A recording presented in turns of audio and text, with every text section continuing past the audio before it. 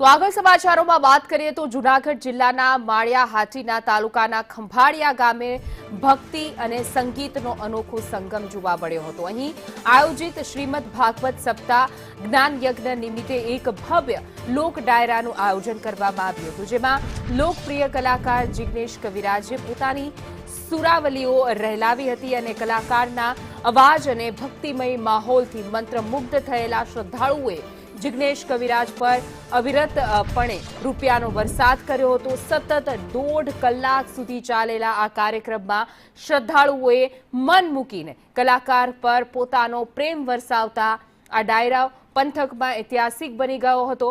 લોકગીતો અને ભજનોની રમઝટ સાથે ચરણી નોટોના થયેલા ઢગલાના દ્રશ્યો હાલ સોશિયલ મીડિયા ઉપર આકર્ષણનું કેન્દ્ર બન્યા છે।